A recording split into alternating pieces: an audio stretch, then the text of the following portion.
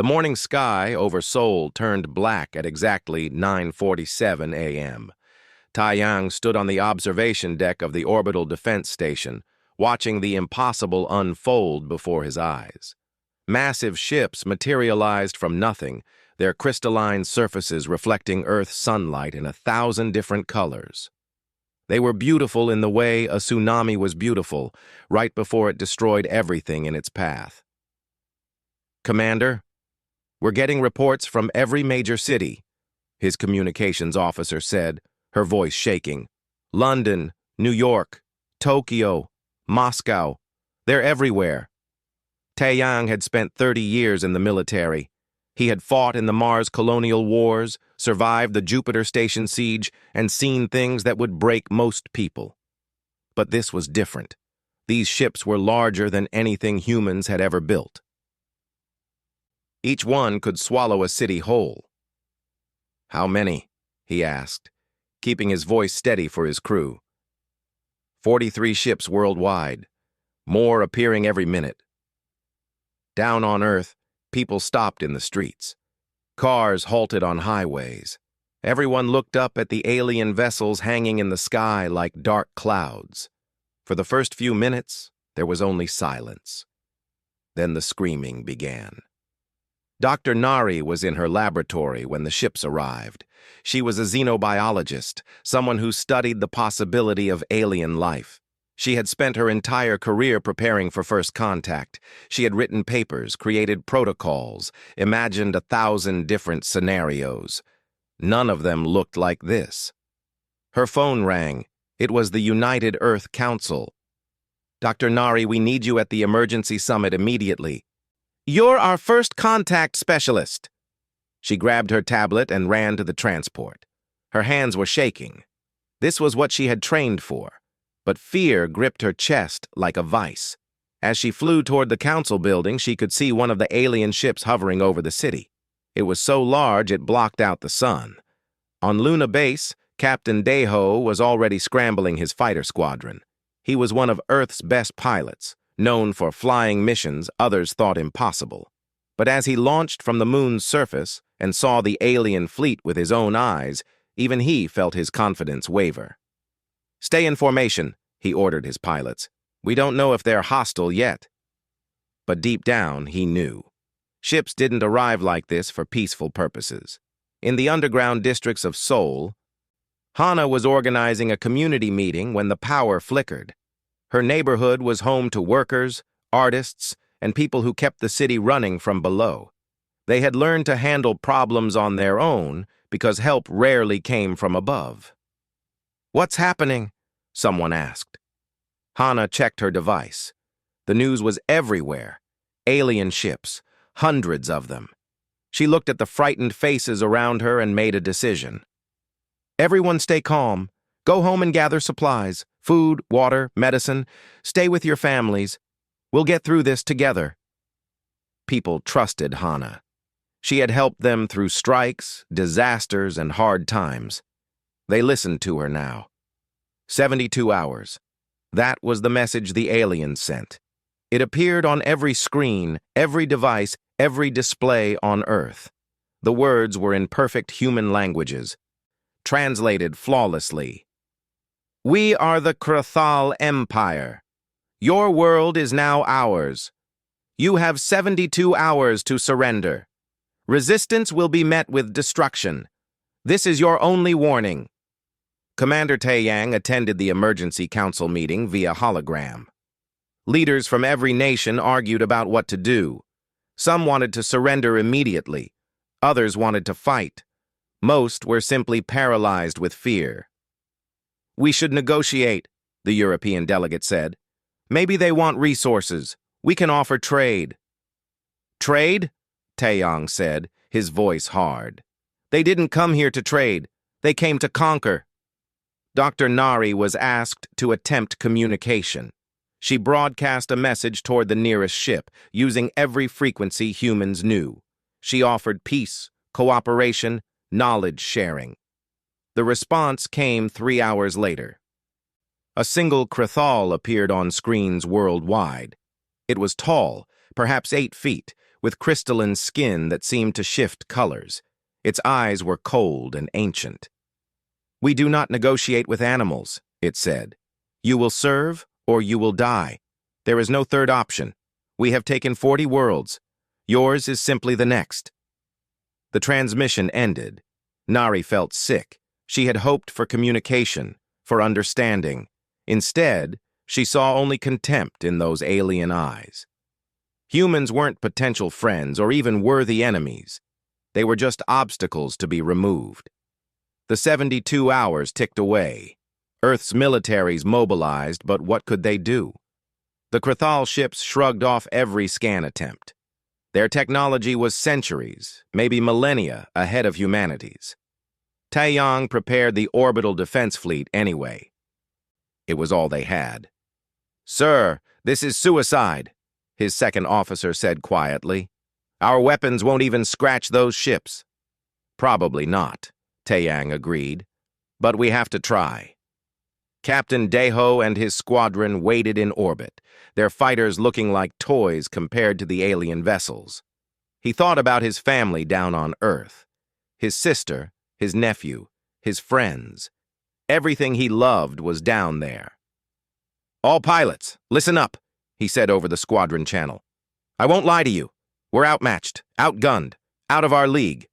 But if we don't stand up now, who will? If we don't fight for our home, what are we worth?" The pilots were scared. He could hear it in their breathing, see it in how their ships drifted slightly in formation. But not one of them left. Hana watched from underground as the deadline approached. She had prepared her neighborhood as best she could.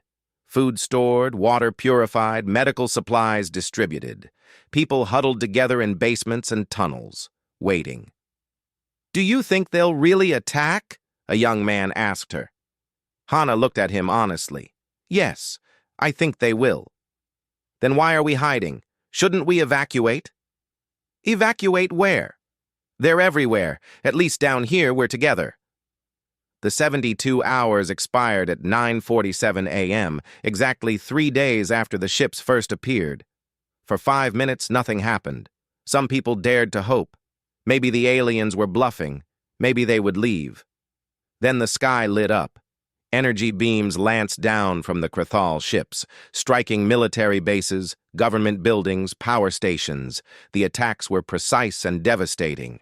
In seconds, Earth's major defenses were crippled. Taeyang watched from orbit as his home burned. "All ships engage," he ordered. The human fleet surged forward. It was brave and desperate and completely outmatched. Krathal shields absorbed their weapons like raindrops. Return fire sliced through human ships like paper. Deho's squadron dove at the nearest alien vessel, firing everything they had. Missiles exploded harmlessly against invisible barriers. Energy weapons scattered into nothing. "Break off! Break off!" Deho shouted as the alien ship returned fire. 3 of his pilots died in an instant, their fighters vaporized. On Earth, Krathal landing craft descended. Massive doors opened and alien soldiers emerged, towering and armored, carrying weapons that hummed with power. They marched into cities unopposed. Human soldiers fired rifles and rockets, but nothing penetrated the alien shields. It was a massacre. In Seoul, Hana heard the explosions above. She held a crying child, stroking her hair. "Shh, it's okay. We're safe down here." But she didn't know if that was true. Dr. Nari watched the invasion from the council bunker, tears streaming down her face. This was her nightmare. Contact with aliens should have been humanity's greatest moment. Instead, it might be their last. Commander Taeyang's ship was dying. Half his fleet was gone. The Krathal hadn't even deployed their full forces. This was just a warning. "Sir, we have to retreat," his officer said. Taeyang looked at Earth below, wrapped in fire and smoke. Every instinct screamed at him to keep fighting, but dying here accomplished nothing. "All ships, fall back to the dark side of the moon. We regroup and we adapt." As his damaged fleet limped away, Taeyang made a promise. They had lost this battle. The aliens were stronger, more advanced, more powerful in every way. But humanity had one advantage the Krathal didn't understand yet. Humans didn't know how to quit. They would learn, adapt, and find a way to fight back. The invasion had begun. But so had the resistance. The first week of occupation was chaos. The Krathal established control zones in every major city. Their towers rose overnight, black crystalline structures that hummed with energy. From these towers, they broadcast orders in every human language. All citizens must register. All weapons must be surrendered. All resistance will be punished with death. Some people obeyed. They were tired, scared, and broken. They lined up at the registration centers, hoping cooperation would save them. The Krathal scanned them, tagged them with tracking implants, and sent them to work camps or housing blocks. But others refused. Commander Taeyang operated from a hidden bunker deep in the Alps. His fleet was scattered, his forces decimated, but he was far from defeated. He spent 18 hours a day coordinating resistance cells across the globe. "We can't fight them head-on," he told his officers during a secure communication. "We're not strong enough, but we can make them bleed. We can make Earth so expensive that they decide we're not worth the cost." It was guerrilla warfare on a planetary scale. Hit and run, strike and fade. Never give the enemy a target they could destroy. In Seoul, Hana's underground network had become a lifeline for thousands. The tunnels beneath the city were vast, built over centuries. The Krathal knew the surface, but down below was human territory. She organized supply runs, coordinated safe houses, and passed messages between resistance groups. Her people moved at night, through sewers and subways and forgotten passages. One night, a runner came to her with news. "There's a Krathal patrol coming through the old market district. Same route, same time, every night." Hana looked at her map. The market district had narrow streets and many buildings. Good ambush territory. "How many aliens?" "6. Always 6. She gathered her best people, 12 fighters, mostly workers and students who had never held weapons before the invasion, but they were angry, determined, and they knew the city. "We don't try to kill them," Hana explained. "Their shields are too strong. Instead, we separate them, confuse them, make them think there are hundreds of us when there's only 12. They prepared for 3 days, rigged buildings to collapse, planted false signatures that mimicked human heat, created a maze of blocked streets and dead ends. When the Krathal patrol entered the market district, everything went wrong for them. An explosion sealed off their exit. Another blocked their advance. The aliens activated their shields and raised their weapons, but they couldn't see the enemy. Humans were above them, below them, around them. Hana's people dropped sections of buildings, not to kill, but to separate. One alien got trapped in a collapsed passage. Another was isolated in a dead-end alley. The precise formation the Krathal relied on was broken. "Now!" Hana shouted. They hit the isolated alien with everything. Molotov cocktails, makeshift explosives, even thrown rubble. The shield held for 30 seconds. Then it flickered. Then it failed. The Krathal soldier went down. It was the first one Earth had captured alive. They dragged it into the tunnels before the others could respond. By the time Krathal reinforcements arrived, the market district was empty. Only rubble and smoke remained. Dr. Nari examined the captured alien in a secret lab. It was unconscious, wounded, but alive. She had so many questions. "Can we communicate with it?" Taeyang asked over a secure line. "Maybe, but I need time." "We don't have time. The Krathal will destroy the entire district looking for it." Nari worked through the night. She analyzed the alien's biology, its armor, its technology, everything she learned. She shared with resistance groups worldwide. When the Krathal woke up, it looked at her with those cold, shifting eyes. "You have made a grave mistake," it said in perfect Korean. "You cannot win. No species has ever defeated the Krathal Empire." "How many worlds have you conquered?" Nari asked. 40 before yours. Some surrendered immediately. Others fought for days. The longest resistance lasted 2 weeks. All ended the same way, complete submission. And if a world never submitted? The alien seemed confused by the question. "That has never happened. It is impossible. Lesser species cannot stand against us." Nari leaned forward. "We've been fighting for a week and we're not stopping.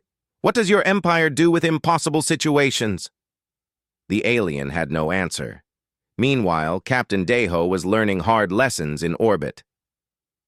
He had lost too many pilots fighting the traditional way. Their weapons couldn't penetrate Krathal shields. Their ships were too slow, too weak. But he noticed something during the battles. The alien shields stopped energy weapons and explosives perfectly. But physical objects, asteroids, debris, even garbage, passed through at certain speeds. The shields were designed to let harmless objects through, so they didn't waste power stopping every dust particle. "What if we weaponize that?" he asked his engineer. They ran simulations. If a solid object was moving fast enough but didn't have an explosive signature, it could penetrate the shield in the split second before the shield adjusted. Deho's squadron retrofitted their fighters. They stripped out energy weapons and loaded tungsten rods, basically large bullets. They practiced hitting targets at extreme velocities, using gravity assists and velocity calculations. The next time Krathal fighters intercepted them, Deho's pilots flew a different pattern. They didn't try to dogfight. Instead, they slingshot around the moon, building incredible speed, and fired their tungsten rods. The rods punched through the Krathal shields like they weren't there.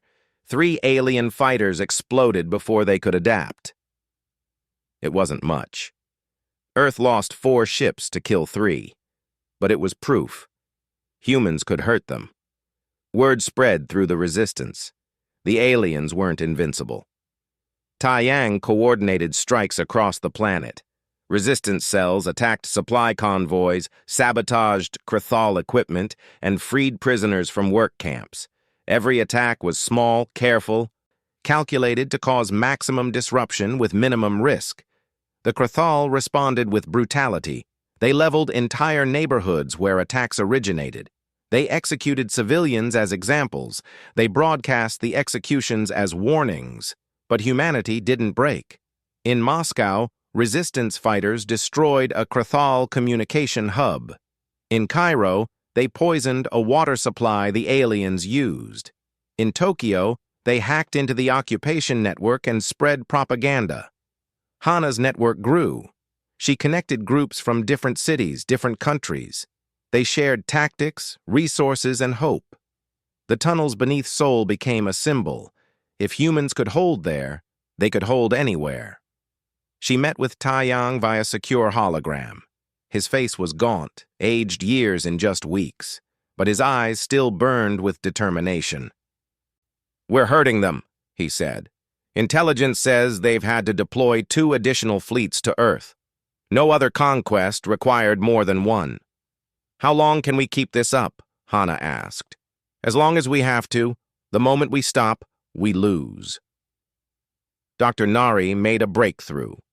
By studying the captured alien and intercepted communications, she began to understand Krathal psychology. They were a hierarchical species. Everything was ordered, planned, systematic. They expected enemies to fight in predictable ways: mass battles, fortified positions, clear military targets. Humans were doing none of that.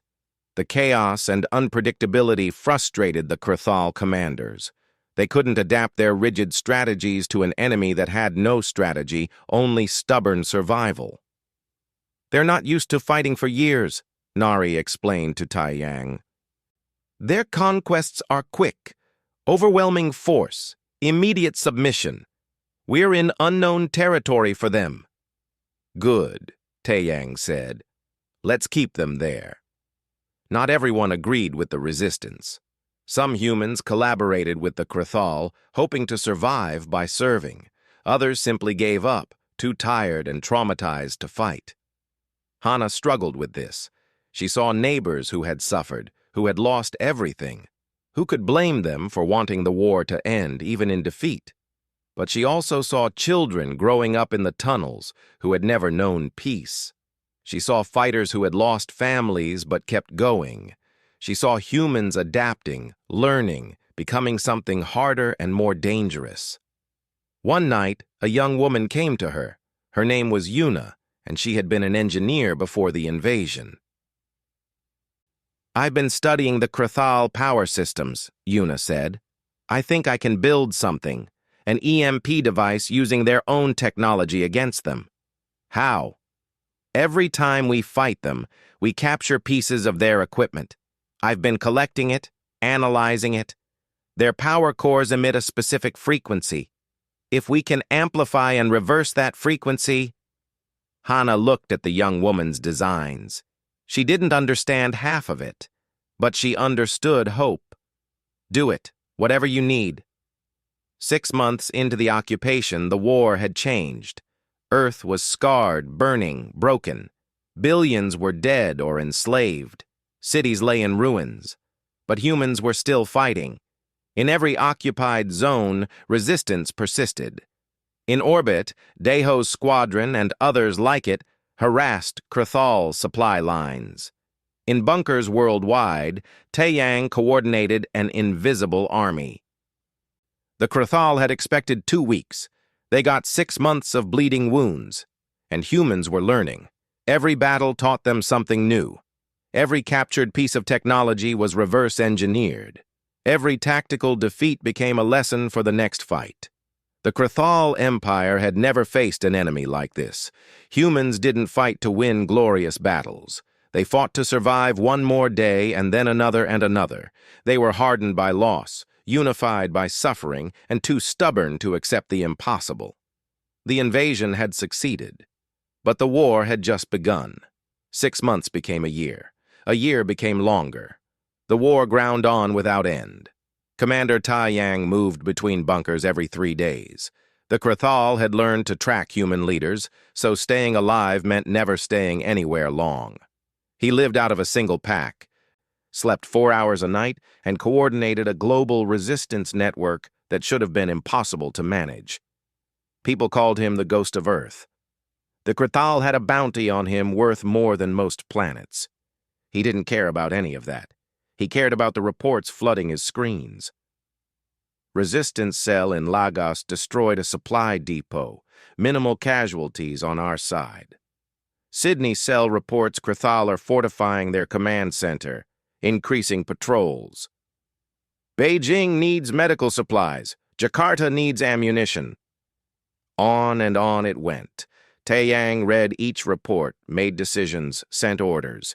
His staff worried about him burning out, but he couldn't stop.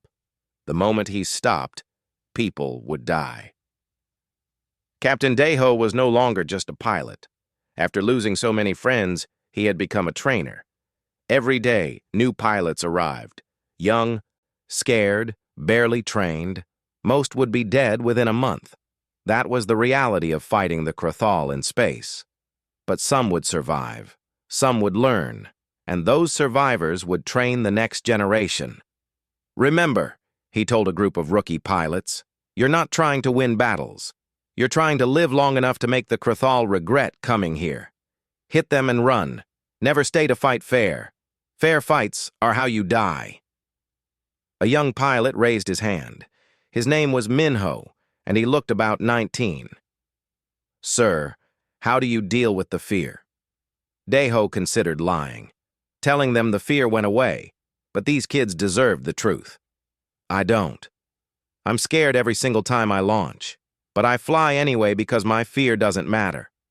What matters is Earth." The rookies were quiet. They understood. In the tunnels of Seoul, Hana's network had evolved into something remarkable. What started as a few dozen people had become thousands. They had schools for children, hospitals, farms growing food underground, even small factories producing equipment. The Krathal controlled the surface, but below, humanity endured. Hana walked through the tunnels, checking on her people.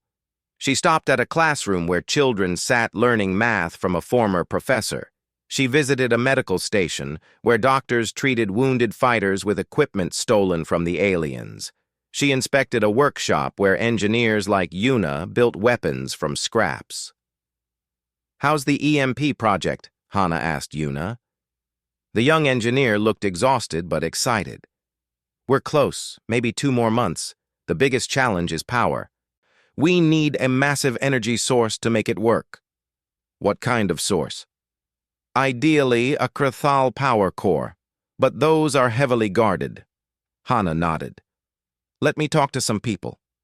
She contacted Taeyang through encrypted channels. They spoke frequently now, coordinating operations between underground and orbital forces. "We need to hit a major Krathal facility," she told him. "Something with a power core we can steal." Taeyang pulled up tactical maps. "There's a processing center in the Gobi Desert, heavily fortified but isolated. If we could coordinate a distraction..." They planned for weeks. Resources from across the resistance network flowed toward the operation. Daiho's squadron would strike Krathal positions in orbit, drawing their attention upward. Ground forces would hit facilities in Europe and South America. And during the chaos, a small team would infiltrate the Gobi facility. Leading the ground team was a man named Hyun.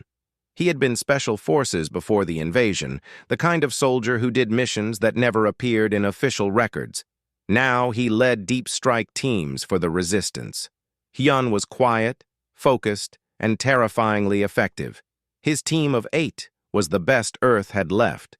"Remember," he told them before the mission, "we're not there to fight. We're thieves. Get in, steal the core, get out. If we do our job right, the Krathal won't even know we were there until we're gone." Dr. Nari had spent the past year becoming someone she never imagined.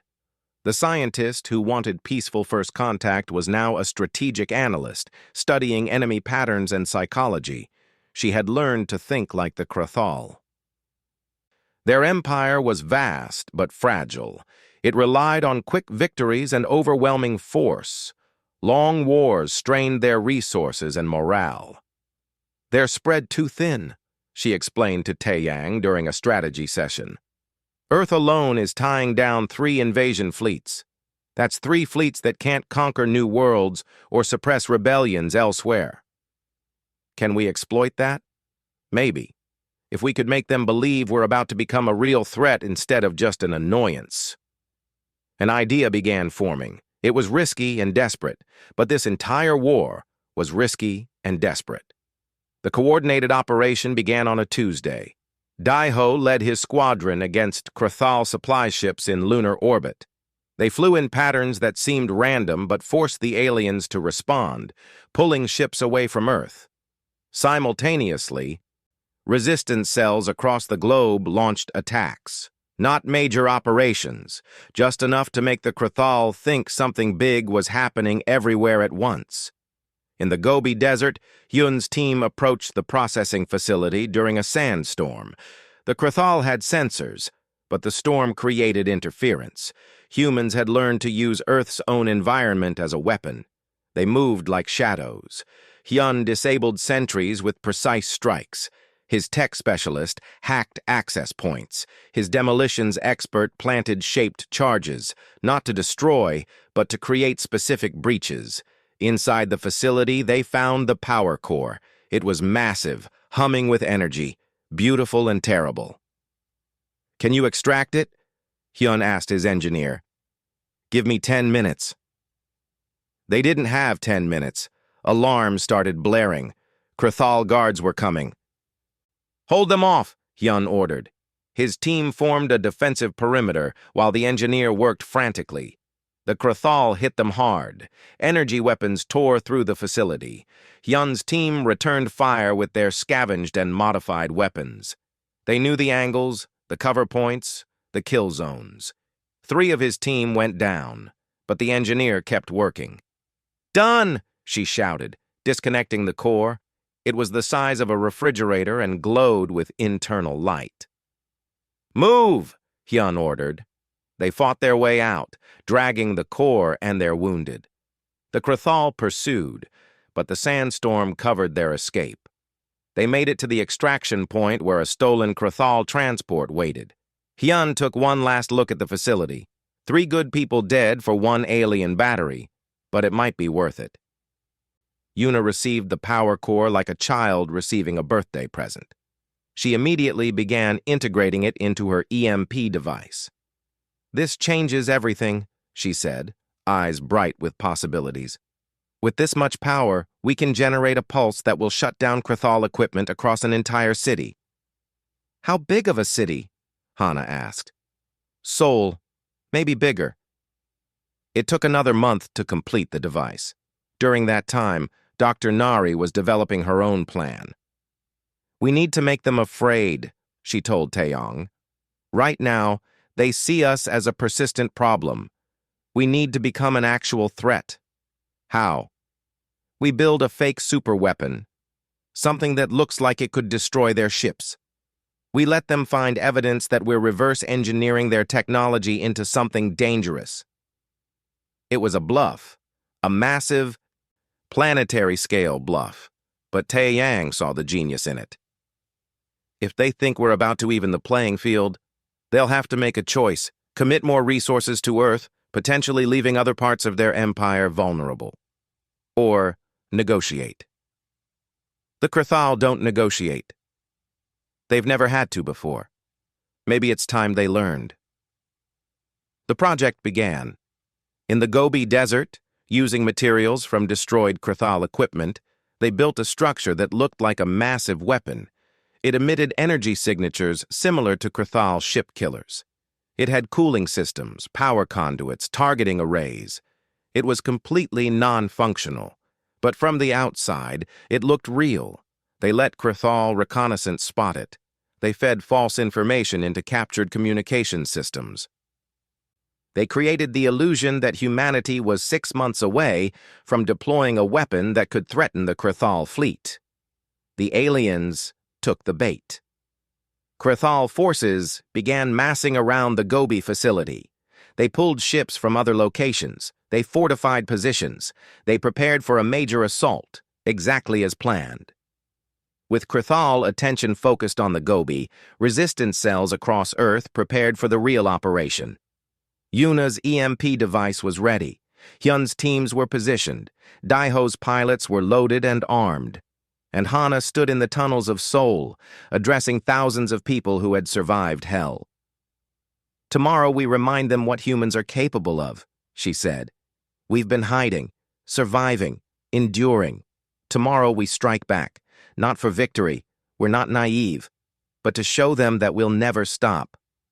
That every day they stay on our world will cost them." The people cheered. They were tired, scared, scarred. But they were also angry and determined and human. Taeyang watched reports from his bunker. All the pieces were moving into position. The fake weapon in the Gobi, the EMP in Seoul, strike teams worldwide, Daiho's squadron in orbit. "This is our gambit," he told his officers. "Everything we've worked for comes down to the next 48 hours. If it works, we might force them to negotiate. If it fails..." He didn't finish. They all knew what failure meant. Dr. Nari made one last transmission to the Krathal command ship. It was time to sell the bluff. "This is Dr. Nari, representing Earth's resistance. We're prepared to discuss terms for your withdrawal." The Krathal commander appeared on screen. His expression was contemptuous. "You have nothing to negotiate with. We have something you've never faced before, a species that refuses to quit. Your empire has spent over a year trying to break us. How many resources have you wasted? How many ships? How many soldiers? Irrelevant. We will prevail. Maybe, but we've been studying your technology, learning, adapting. Soon, we won't just be pests. We'll be a real threat. Can your empire afford that?" She cut the transmission before he could respond. The die was cast. Now they would see if the Krathal would blink. The Krathal didn't blink. They attacked. At dawn, the alien fleet launched a massive assault on the Gobi Desert facility.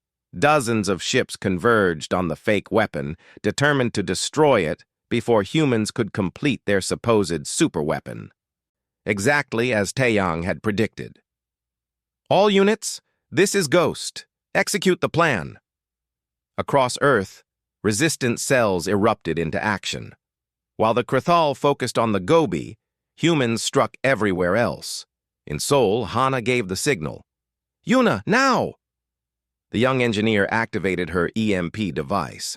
The stolen Krathal power core hummed to life, building energy to impossible levels. Then it released. A pulse of electromagnetic energy exploded outward from the tunnels. It was invisible to human eyes but devastating to Krathal technology. Shields flickered and died. Weapons shut down. Communication systems went silent. Even their armor's power-assisted functions failed.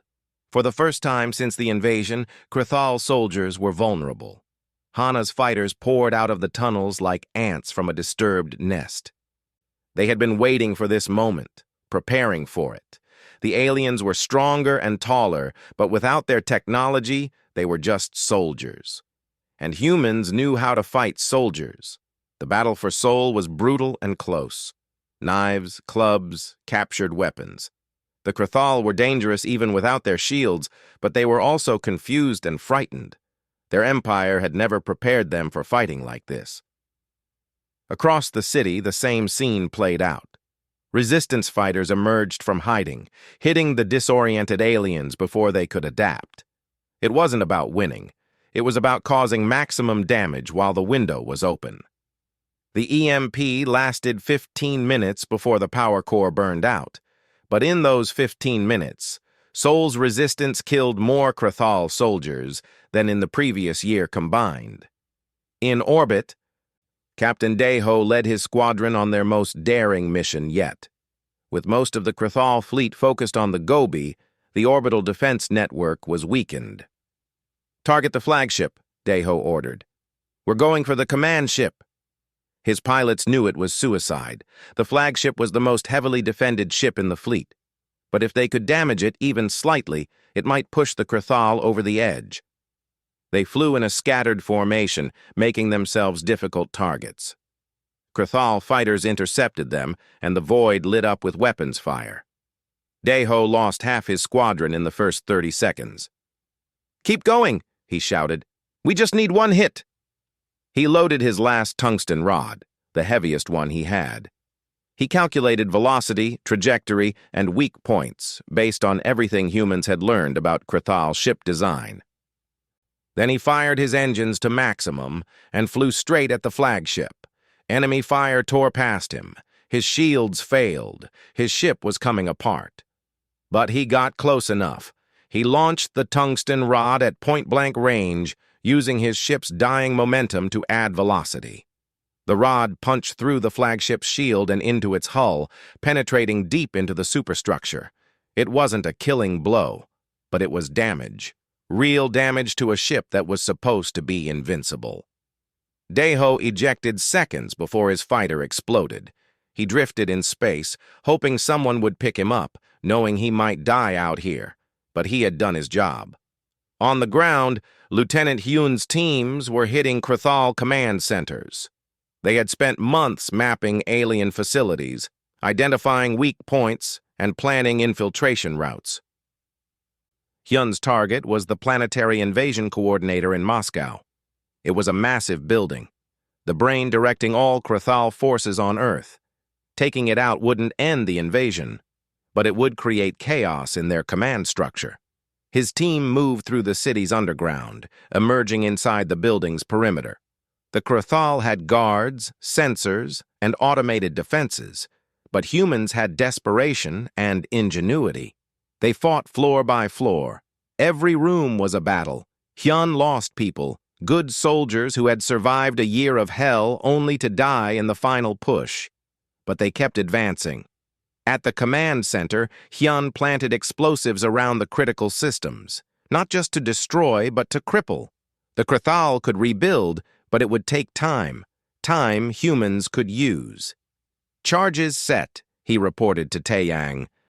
"Evacuating now." But as they tried to leave, Krathal reinforcements arrived. Heavy infantry with weapons that could level buildings. "Go!" Hyun ordered his team. "I'll hold them." "Sir, we can't." "That's an order. Someone needs to detonate these charges manually. Might as well be me." His team retreated. Hyun faced the Krathal alone, firing his weapon until it clicked empty. He threw grenades, used a knife, fought with his bare hands. The aliens cut him down, but he kept fighting even as he died. His last act was pressing the detonator. The Moscow command center exploded in a fireball that lit up the night sky. Krathal forces across Europe suddenly found themselves without central coordination. Local commanders struggled to maintain control as their carefully planned operations fell apart. Dr. Nari monitored the Krathal communication networks from her hidden lab. She could see their confusion growing. The attack on the Gobi had been a feint. The real attacks were everywhere else, and humans had coordinated it all without the Krathal detecting the plan. "They're panicking," she told Taeyang over secure comms. "I'm seeing frantic messages between ship commanders. They're asking for orders, but the command structure is fractured." "Good. Let them feel what we've felt. Let them know chaos and fear." In the Gobi Desert, the Krathal fleet pounded the fake weapon facility into dust. They deployed ground forces to secure the area, only to find it empty. The weapon they had feared was just a shell, a prop in humanity's desperate theater. The alien commander realized too late. They had been tricked. He tried to redirect forces to the real battles, but his ships were out of position. By the time they could respond, the damage was done. Seoul had cost them hundreds of soldiers. Moscow's command center was gone. The flagship was damaged. For the first time in Krathal history, a conquered species had executed a successful strategic deception. Commander Taeyang watched the reports flow in from his bunker. The plan was working, but the cost was staggering. Thousands of humans dead. Entire resistance cells wiped out. Heroes like Hyun, who would never be properly honored. But the Krathal were reeling. "Sir, we're getting a transmission from the Krathal flagship," his communications officer said. Taeyang had been expecting this. "Put it through." The alien commander appeared, his crystalline face harder to read than usual. But Nari had taught Taeyang the subtle signs of Krathal emotion. This one was angry and possibly uncertain. "You have achieved nothing," the commander said. "These attacks change nothing. We will rebuild. We will crush your resistance." "Then why are you talking to me?" Taeyang asked calmly. The alien paused. It was a small hesitation, barely a second. But it was there. Taeyang pressed his advantage. "You came to Earth expecting an easy conquest. 2 weeks, you thought. Maybe a month. You've been here for over a year. How much has this cost your empire? How many ships? How many soldiers? How many resources that could have been used to conquer easier worlds? Your resistance is temporary. Eventually, you will break. Will we? We just struck you across the entire planet simultaneously. We fooled you into wasting your strength attacking a fake target. We're learning your technology, your tactics, your weaknesses. Every day we survive, we become more dangerous." Dr. Nari joined the transmission. "We've studied your empire's history. 40 worlds conquered, all within months. But what happens when a conquest takes years? What happens when the cost exceeds the value? Your empire is vast, but it's not infinite." The Krathal commander's expression shifted. Taeyang still couldn't read it perfectly, but he thought he saw doubt. "Leave our world," Taeyang said. "You can't break us, and trying is only making your empire weaker. Cut your losses while you still can. And if we refuse, then we'll keep fighting. We'll keep adapting, and maybe, eventually, we'll learn enough to bring the war to your worlds. Can your empire handle that? A species that doesn't surrender, armed with your own technology, spread across the stars?" It was a bluff. Humanity barely controlled Earth, let alone had the capacity for interstellar war. But the Krathal didn't know that. All they knew was that these stubborn creatures had already exceeded every expectation. The commander ended the transmission without answering. Taiyang leaned back, exhausted. Think it worked? I don't know, Nari admitted. We've pushed them harder than any species ever has, but their pride is enormous.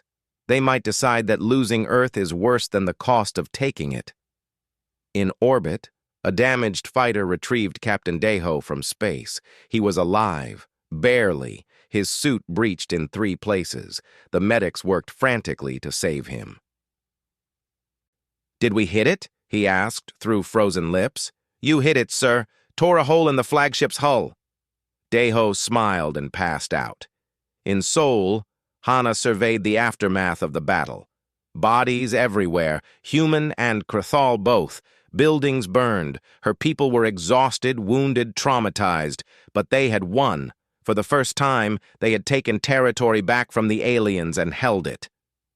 Is this what victory looks like? A young fighter asked her. Hana looked at the devastation.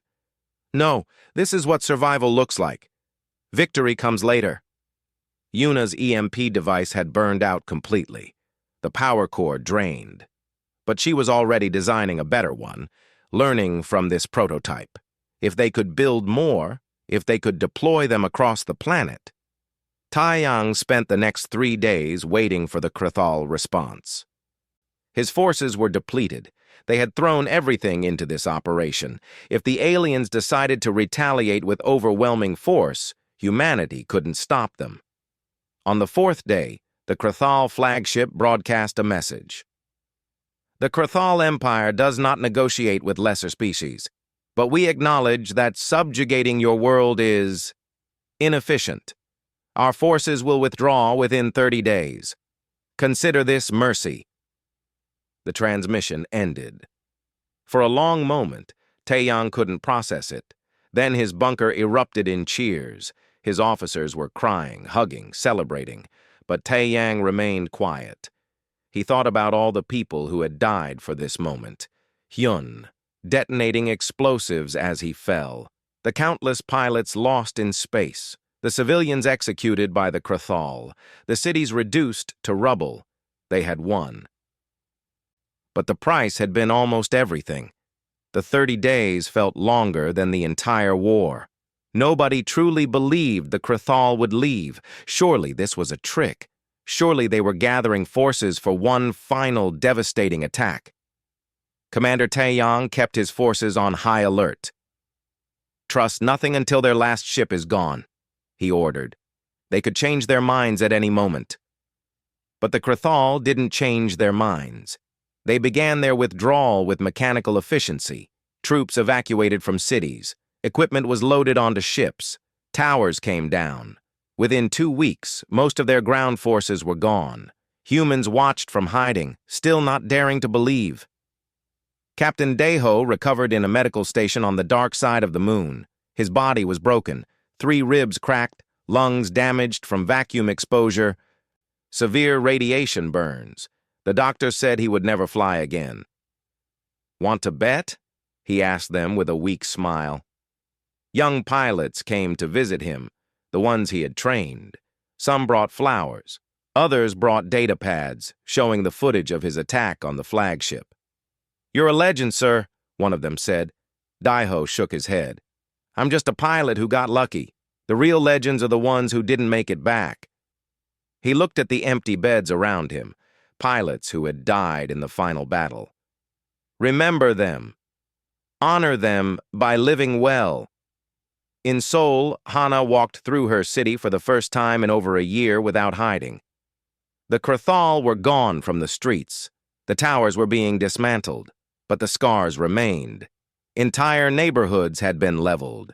Thousands of her people were dead or missing. The survivors looked like ghosts, thin and haunted and barely able to comprehend that the nightmare might actually be ending. She found the location where they had ambushed that first Krathal patrol, what felt like a lifetime ago. The market district was rubble now, destroyed in the fighting, but a small memorial had been built there by survivors. Names carved into broken concrete, flowers left by people who refused to forget. "We held," she whispered to the memorial. "We held our ground." Dr. Nari worked frantically to decode and preserve Krathal technology before they could destroy it. Some alien equipment was being deliberately sabotaged before withdrawal. Power cores were drained. Computers were wiped. The Krathal didn't want humans learning too much, but they couldn't destroy everything. Nari and teams of scientists across the globe collected fragments, recordings, data. Every piece of alien technology was precious now, the foundation for humanity's future. "Look at this," Yuna said, showing Nari a scan of a Krathal engine component. "This is how they achieve faster-than-light travel. It's based on principles we barely understand, but if we could replicate even a fraction of it, we could leave the solar system," Nari finished. "We could finally reach the stars." The two women looked at each other. They had survived hell. They had helped defeat an empire, and now they might unlock the secret to humanity's future. On day 28, something unexpected happened.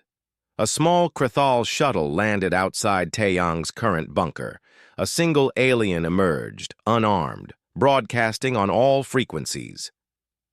"I wish to speak with the one called Ghost." Taeyang's guards were ready to shoot, but he held up his hand. "Stand down. Let's hear what it has to say." The alien was escorted into the bunker. It was the commander from the flagship, the one who had broadcast the withdrawal message. "You came personally?" Taeyang asked. "I needed to understand," the Krathal said. "For a year, I have tried to comprehend how a primitive species could resist the Empire. I reviewed every battle, every strategy, and I finally realized you never fought to win. You fought simply to continue fighting. That's how humans work. We're stubborn. It is more than stubbornness. It is a fundamental difference in thinking. My species conquered 40 worlds because we broke their will immediately. But you? Your will cannot be broken because you never expected to win in the first place. You only expected to survive." Taeyang nodded. "When you came here, you saw primitives with inferior technology. But you didn't understand what we actually are. We're survivors. Earth has killed most of the species that evolved here. Ice ages, asteroids, plagues, wars. We survived all of it. You were just one more thing trying to kill us." The Krathal was silent for a moment. "The Empire will mark Earth as unconquerable. No future expedition will target your world. But I have a warning for you. There are species in the galaxy far more dangerous than the Krathal. If you venture into the stars, you will face them." "Then we'd better be ready," Taeyang said. The alien commander left without another word. 2 days later, the last Krathal ship departed Earth's orbit. Scanners tracked them until they entered faster than light and vanished. They were gone. The celebration was global, but subdued. Too many had died. Too much was destroyed. Earth was free, but broken. Taeyang stood on the surface for the first time in months, looking at the sky without alien ships blocking it. He was 53 years old and felt like 100. Every part of him hurt. Every breath reminded him of injuries that would never fully heal. His second officer found him there. "Sir, the council wants to meet with you. They're talking about rebuilding, about what comes next." "What comes next?" Taeyang repeated. He thought about all the people who would never see this moment, all the sacrifices. "What comes next is we make sure it wasn't for nothing." The years that followed were hard in different ways. Rebuilding a shattered world, dealing with trauma, burying the billions of dead, arguments about how to move forward. But humanity did what it always had. It survived and adapted. Dr. Nari led the scientific effort to understand Krathal technology. She worked with teams across the globe, piecing together the puzzle of faster-than-light travel. It took 5 years of failures and setbacks. Then, on a cold morning, a test ship named Hope activated the first human-built FTL drive. It worked for 3 seconds before shutting down. But those 3 seconds proved it was possible. Nari cried when she saw the data. Yuna hugged her, both women laughing through tears. They had done it. Humanity could reach the stars. Captain Daiho never flew in combat again. The doctors had been right about that, but he trained the next generation of pilots, teaching them the lessons learned in blood. "The universe is dangerous," he told his students. "There are species out there more powerful than us, but we have something they might not expect. We know how to lose and keep fighting anyway." His academy became legendary. Pilots trained by Daiho were known across Earth as the best, not because they won the most fights, but because they survived impossible situations. Hana rebuilt Seoul, not as it was, but as something new. The tunnels that had sheltered them during the war became parks and memorials. Buildings rose from the rubble, designed to be beautiful but also defensible. She led the city's council for 20 years, always remembering the people she had lost. Every decision she made was haunted by the question, would this honor their sacrifice? On the anniversary of the invasion, she stood at the memorial in the old market district, now a vast garden with thousands of names carved in stone. "We held our ground," she said to the crowd gathered there.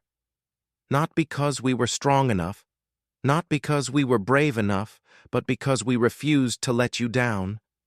And we never will." 10 years after the Krathal withdrawal, humanity launched its first deep space exploration vessel. It was small, experimental, built on reverse-engineered alien technology and human ingenuity. The ship's name was Tai Yang. Commander Tai Yang had died 5 years earlier, his body finally giving out from the accumulated damage of war. But his legacy lived on in every human who looked at the stars without fear. At the launch ceremony, Dr. Nari gave a speech. She was older now, her hair gray, but her eyes still bright with wonder. When the Krathal came, they saw us as primitives, animals, things to be conquered. But they learned something important. Humans don't measure strength by technology. We measure it by endurance, by adaptation, by the refusal to quit, even when quitting makes sense. She gestured to the Taeyang, sleek and powerful, ready to venture into the unknown. They wanted to take our world. Instead, they taught us how to take theirs. Not through conquest. We're better than that. But through exploration, through understanding, through the same stubbornness that let us survive. The ship launched, its FTL drive activating smoothly. It vanished into the stars, carrying a crew of humans ready to face whatever waited out there.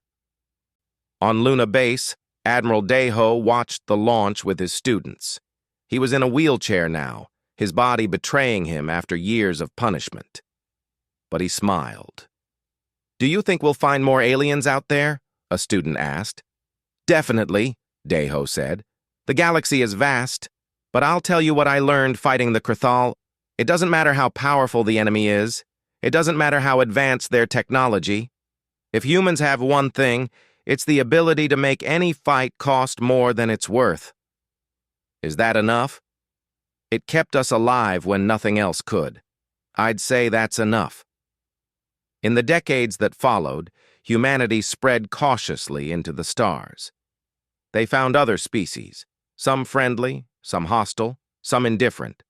But every alien species that encountered humans learned the same lesson the Krathal had learned. Humans were small. Humans were fragile. Humans had less advanced technology than most galactic species, but humans never quit. They would adapt to any environment, learn any technology, survive any disaster. They didn't fight wars to win glorious victories. They fought to make sure the cost of defeating them was too high to pay. The Krathal Empire never bothered Earth again. Their records marked it as the only successful resistance in their history. Future Krathal commanders studied the Earth campaign as a lesson in hubris. You could conquer humans, but you could never break them, and the cost of trying might destroy you. Hana lived to be 92. On her deathbed, surrounded by grandchildren who had never known war, she looked at the ceiling of her room. Outside, Seoul lived and thrived, built on the bones of the city she had defended. "Did we win?" one of her grandchildren asked. Hana smiled. "We survived. That was always the victory."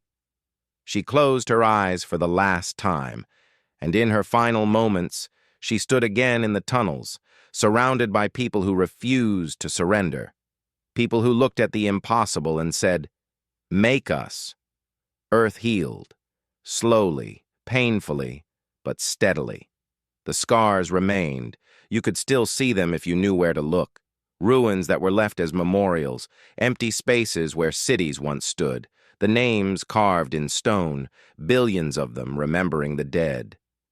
But humanity endured. They built ships and sailed the stars.